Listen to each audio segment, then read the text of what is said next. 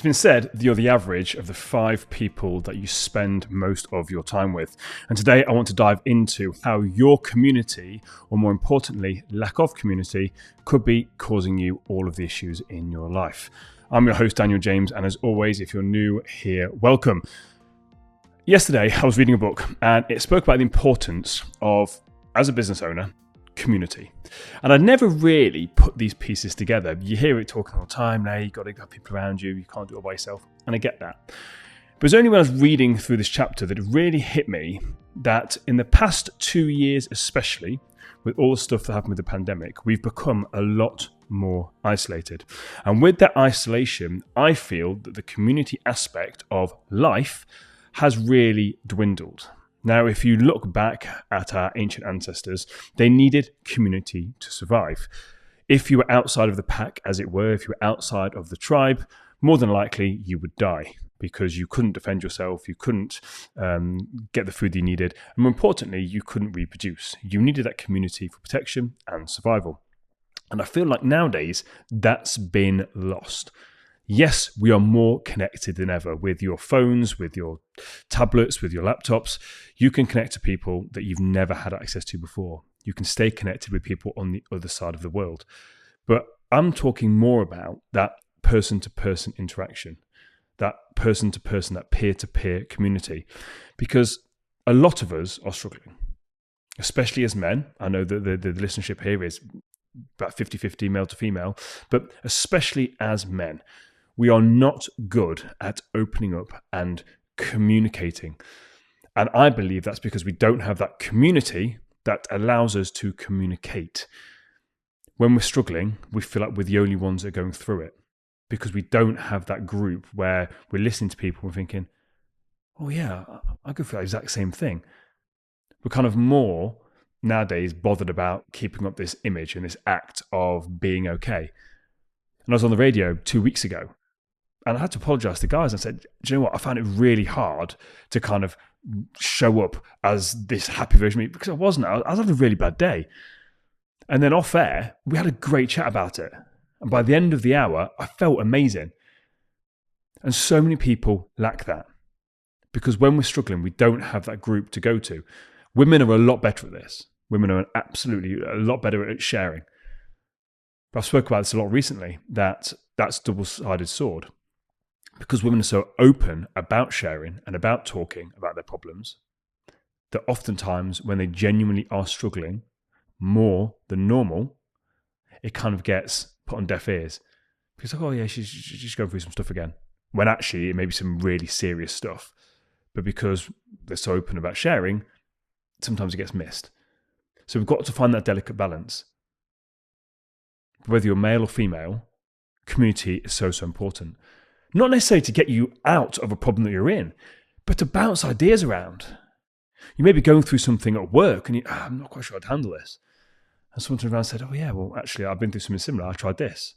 Or maybe it's business and you're stuck and you can't figure out like why your business is losing money. I just can't quite figure it out. Oh, well, Joe, I got this accountant. And it's that mastermind mentality. And a mastermind is essentially where people get together to solve common problems. But I feel like nowadays with social media and all that sort of stuff, it's kind of easy to watch from a distance and observe, but we don't have that actual person-to-person connection. And that for me is the most important because you've got these sounding boards. Back in the day, we had all these clubs. People would meet on a regular basis, whereas now I feel there's a lot more comfort about being isolated.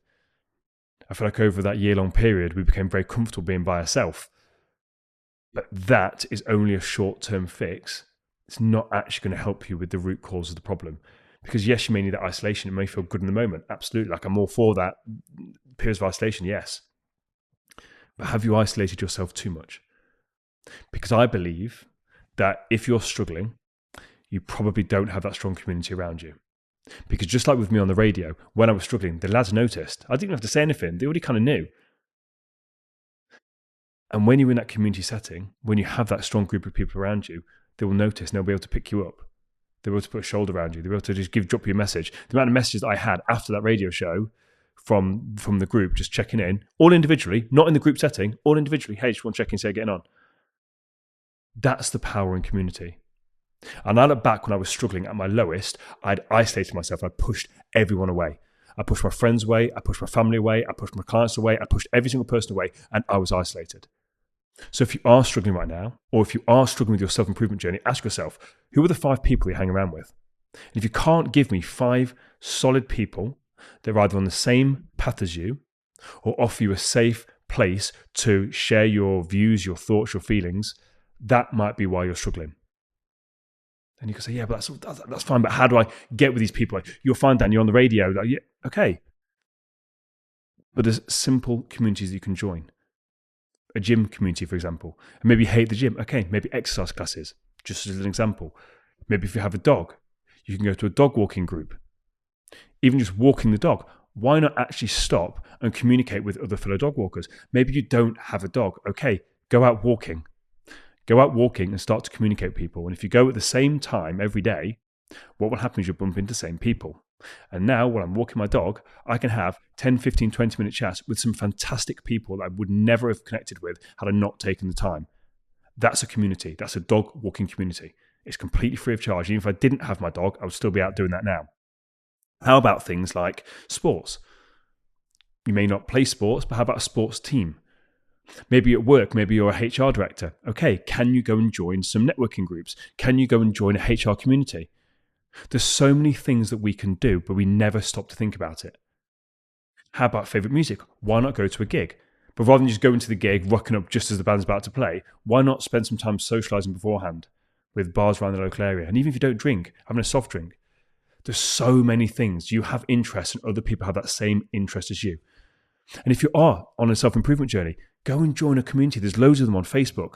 There's free communities. They're posted everywhere. And most of them will have catch-ups. The Hike with Mike Foundation is a fantastic example of that. If you like hiking, it's a fantastic group of people that meet. And most people there have either struggled or are going through some mental health struggles. It's a fantastic opportunity for you to meet people. I've got no connection with the Hike with Mike Foundation apart from I really love and support them. But if you're based in the UK, go and check them out. It just gets you out there talking with people and sharing. You can hear other people. And if you are struggling with something, other people may have been through something similar and they can recommend a therapist or they can recommend some exercises. There's some real power in community. So just ask yourself right now, do you have 5 people that you can look at and say, hey, do you know what?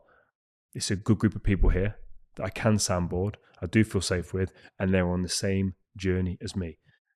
If the answer is no, especially on the same journey, that same journey as me, that's such a critical thing because otherwise it can feel lonely. If the answer is no, I challenge you over this next 7 days to research and potentially join a community and see how much better when you come away from it.